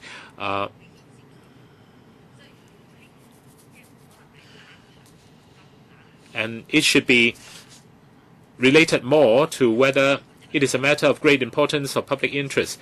And it should not be pegged to any arbitrarily determined monetary amount. So the dividing line should be whether it's a matter of great importance, significance, or a matter of public interest. As for the eligibility for appointing magistrates, permanent magistrates, and the qualifying period for that purpose, it's been proposed by some lawmakers that personalities that have worked in a court system and in the relevant fields, and even law clerks and the service period should be counted towards qualifying experiences. At present, the eligibility criteria is minimum of 5 years of professional experience. I'd like to know whether it would mandate that this person has to be a practicing lawyer and has to be a practicing lawyer that has been involved in litigation.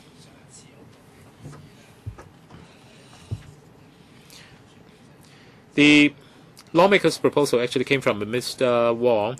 It's about the calculation of qualifying experiences for the appointment of special magistrates.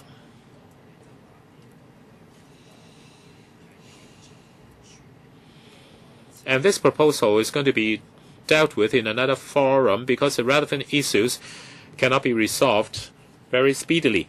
As for Madam Zhang's point about this present proposal here, about permanent magistrates and their appointment and the relevant qualifying experiences, and the paper mentions certain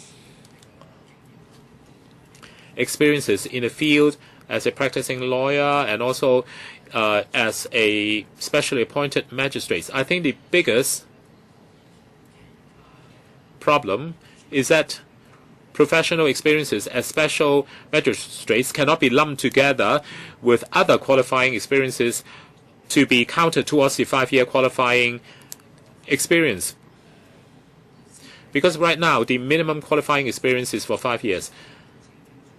And that could be a person where he has been a practicing lawyer for 4 years and then a specially appointed magistrate for 1 year. And we are now proposing that these two periods of experiences cannot be lumped together. I beg your pardon. In the past, these two qualifying experiences cannot be lumped together under the present system, but we are now proposing that they can be. Not everybody, of course, can be a specially appointed magistrate, and for such persons, then they have to make use of other relevant experiences to be counted towards the qualifying experiences of 5 years. Right. I also would like to ask about the appeals to CFA as of right for civil cases. And of course, to set the arbitrary dividing line at 1 million, of course, is really very arbitrary. But to leave it entirely up to the court to decide whether or not to grant leave, actually it can be very costly for the clients as well, because it would mean simply another court case. So now you are taking rights away from certain clients and you are lifting the arbitrary dividing line of $1 million. But that would mean that those clients will have to go through another court case. And so, while we are considering whether or not to cancel such a right, maybe we should at the same time lay down more clear-cut requirements. And our citizens, of course, are very respectful towards our judges. But sometimes it's difficult for a citizen to understand exactly why a judge makes a decision as to whether or not to grant leave to certain applications but not to another applications. And sometimes it's very difficult for us to comprehend. The right of appeal is a basic legal right.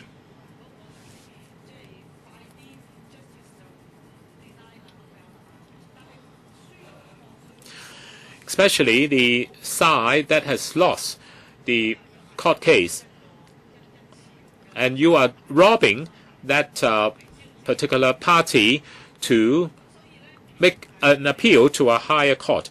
And also that side that has lost the court case will have to look at another lengthy court case to get leave from the CFA, and also have to spend a large amount of money to engage barristers. And so, since you are taking appellate rights away from certain clients, I think you have to lay down more clear-cut requirement, and especially in cases where a reasonable cause is already apparent and prima facie justification is already apparent. So I think that is a much better way to go about cancelling the automatic rights of appeal to CFA. Thank you, Madam Chair. As I mentioned just now, under the system of law in Hong Kong, they have a right to appeal, and that is the Court of Appeal of Hong Kong, and this is the key to our legal system. As for the role of the CFA,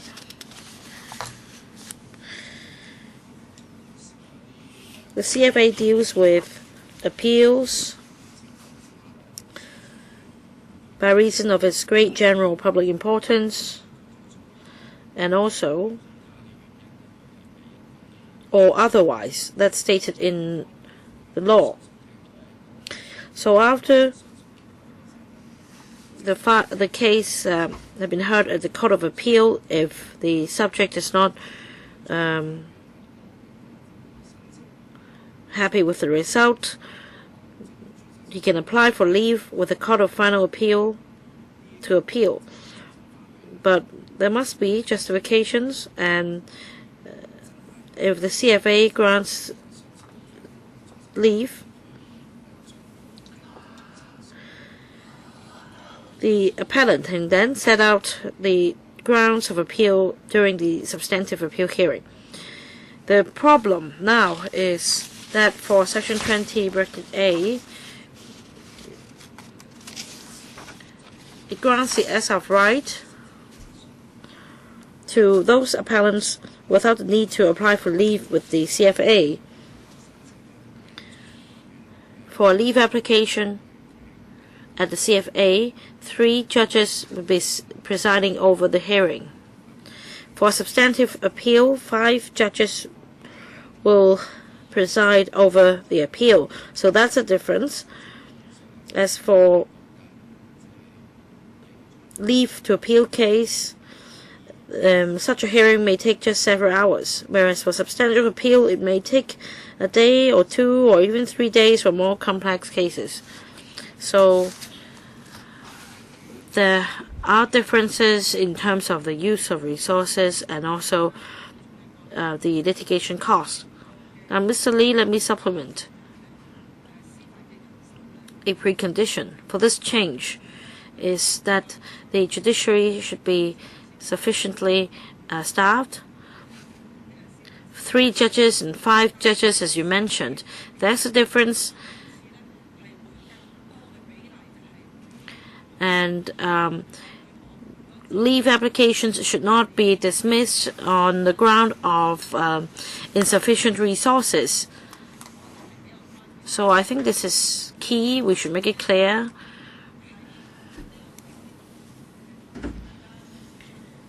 Whilst making changes, we need to make this point clearly. If leave applications are dismissed just because of insufficient judicial officers, then that's a problem. I think there are 2 sides of the coin. I have some reservations, but now on this item, one more member, Mr. Tan Ka-pyo. Maybe some members will be coming back. Madam Chair, my question is, if this paper is endorsed, this bill will be tabled very soon? Yes. On point number 4 on the Labour Tribunal, I also have reservations. Although there aren't substantial changes, I don't know if procedurally we can leave out this bit so that the Labour sector or both sectors can be consulted again. Mr. Lee, will you take this part out? I don't want to affect other areas which are important areas in the judicial system. In July, we issued a paper and we consulted the Labour Advisory Board. So we have conducted consultation. Of course, we can further our discussion on some details. Having considered the wide scope the bill covers, a Bills Committee will very likely be set up, and these issues can be followed up on at that Bills meeting. So the answer is no, he is not willing to take out this part. So to make it clear, this is part of the whole package. This will not be taken out. This will be part of the bill. This amendment is doubted by myself as well as my colleagues in the FTU, and this will be included in the package. I would like to include all our proposals in the bill for tabling in LegCo. Mr. Lee, please make it here. We have only one member here, and I will be asking whether any member opposes to this bill being tabled at the Council. I am going to object to it based on your attitude. So, Mr. Lee, I think you may consider Mr. Tang's suggestion, whether the part mentioned by Mr. Tang can be left out for more consultation first. This item is very important. We had a heated debate last time, but other members are not here at the moment, and I'll see if any members would like to give their views. They can come back, and you have 5 minutes. Madam Chair, I'm worried. Many members might have gone to various districts. It will be very embarrassing if you need to call for a quorum. Now, Madam Chair, may I be allowed 2 more minutes to state my grounds? I strongly urge that the set of guidelines be set up, setting out the venues or the avenues available for the claimant to appeal should the tribunal turn down the authorization request.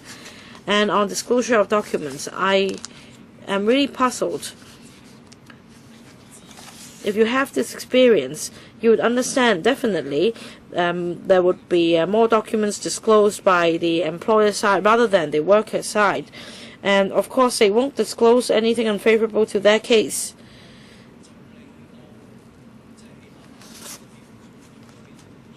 So, with the pretext of the contempt of court, trade union representatives or the workers dare not take this on, and unless you have some cases proving clearly that such documents have been used by workers indiscriminately, causing a wide public concern, and hence this proposed amendment. Otherwise, I think in terms of information asymmetry, it's entirely asymmetrical, because there is a condition imposed on workers using the information provided by employers, and I have great reservations. Mr. Lee.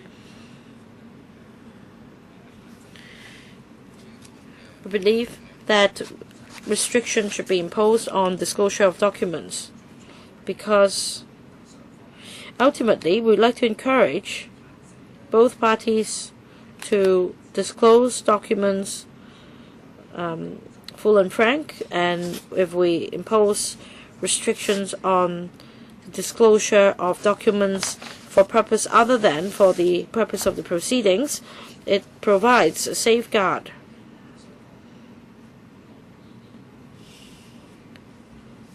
So that both parties will be encouraged to disclose more documents, and ultimately to help the Labour Tribunal in resolving the dispute. Of course, does it mean by doing so both parties will be willing to disclose more? That will be up to the decisions of both parties. Madam Chair, I hope you understand my concerns, and well, I think we need to make a decision here. Let me ask again, Mr. Lee, will you consider taking the last part out in relation to the item of Mr. Tang's concern, so that we can discuss it again next time. Because I have this responsibility, I need to ask whether members present oppose the tabling of this legislative amendments to electrical. I want to clarify that Mr. Tang's concerned mostly about disclosure, and there are other proposals concerning the Labour Tribunal. He's not opposing them. So Mr. Tang, so the part about disclosure will be taken out for further discussion here. If he does that, will you agree or will you object to submitting the bill to electrical? I think this is done more fairly, but can you make it clear? Can you be more specific so that it's recorded in the minutes what provisions will remain unchanged and what will be changed? So Mr. Lee, can you tell us more clearly?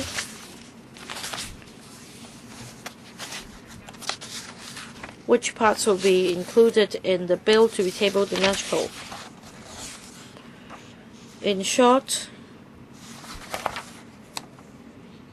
the proposal on disclosure will be taken out, and only this part will be taken out. Last time we talked about increasing the case management powers, and if you refer to the paper issued in July, para 49 and para 50 will be taken out. Members did not object strongly or have strong views over other parts. I'm referring to the paper in July, para 49 and 50, disclosure of documents as soon as possible. Are you clear, Mr. Tangapil? Page 11 and page 12.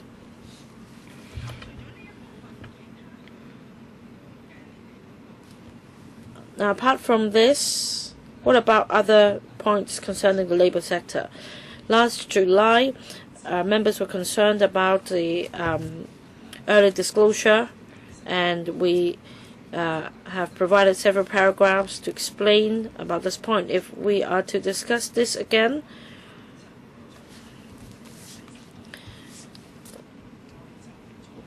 it's actually para 49 and 50 in the July paper.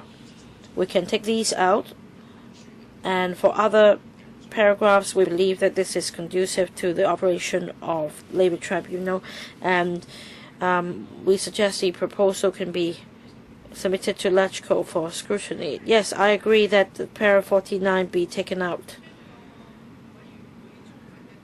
So, after thorough discussion of the panel, which is the second round of discussion on the proposal, I need to formally ask members present here, or the member present here, whether we agree to table this bill to electrical. No objection. So, endorsed. And based on the consensus and the discussion held just now, para 49 and 50 will be taken out for future discussion at this panel. So thank you for holding on until the very last minute, and I wish you a very happy year, the year of a horse.